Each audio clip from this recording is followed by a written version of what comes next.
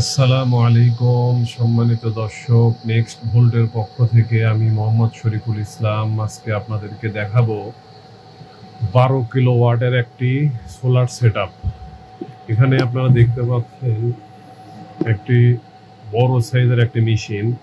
এটি একটি মাদ্রাসার প্রায় 60টি ফ্যান,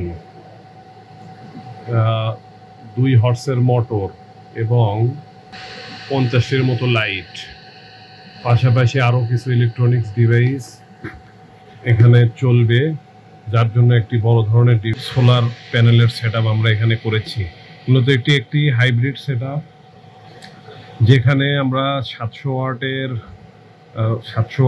17টি প্যানেল ব্যবহার করেছি। তো আপনারা দেখতে পাচ্ছেন এখানে একটি ইনভার্টার, একটি ডিসপ্লের মাধ্যমে আপনারা এই মেশিনের সকল কিছু বিস্তারিত দেখতে পারবেন। পাশাপাশি এখানে একটি ডিবি বক্স সেটআপ করা হয়েছে, যা খুবই পরিপাটি করে।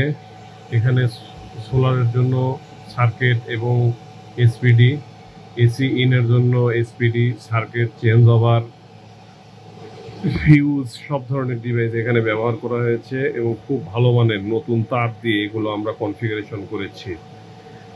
অনেকে অনেক ধরনের বিভিন্ন পুরাতন তার ব্যবহার করেন, যেগুলো আসলে আউটপুটের ক্ষেত্রে অথবা ইনপুটের জন্য খুব একটা ভালো কার্যকরী হয় না। পাশাপাশি আমরা এখানে আপনাদেরকে আগেও বলেছিলাম, এই ব্যাটারিটি দেখিয়েছিলাম, এটি 15 কিলোওয়াট, 280H 51 ভোল্টের একটি ব্যাটারি।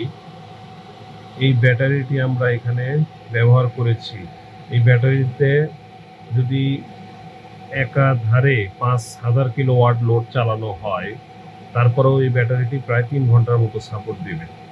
তো আমরা যেখানে এটি সেট করেছি, এখানে মোটামুটি লোড চলে 2 থেকে 3000 বা সর্বোচ্চ 4000 ওয়াট লোড। তো দেখা যাবে যে এটা 4 থেকে 5 ঘন্টা যদি কন্টিনিউয়াস কারেন্ট না থাকে, তাহলে এটা ব্যাকআপ দিতে পারবে। তো আমরা যে প্রতিষ্ঠানে আছি, এটি একটি গ্রামে, বগুড়ার একটি গ্রাম, সৈয়দ আহমেদ কলেজ স্টেশনের পাশেই। তো এখানে মোটামুটি এই মাদ্রাসার যাবতীয় যত ধরনের জিনিসপত্র আছে সব কিছুই চলবে আশা করা যায়। পাশাপাশি দিনের বেলা সোলার থেকে পেলে তখন তো সোলার থেকে সব চলবেই। এখানে কারেন্ট বিলও সাশ্রয় হবে। পাশাপাশি তারা লোডশেডিংয়ের কারণে অনেক ভুক্তভোগী, অনেক ছোট ছোট বাচ্চারা এখানে পড়াশোনা করেন। তো তাদের জন্য অনেকটা এই সেটআপ উপকারী হবে বলে আমরা আশা করছি।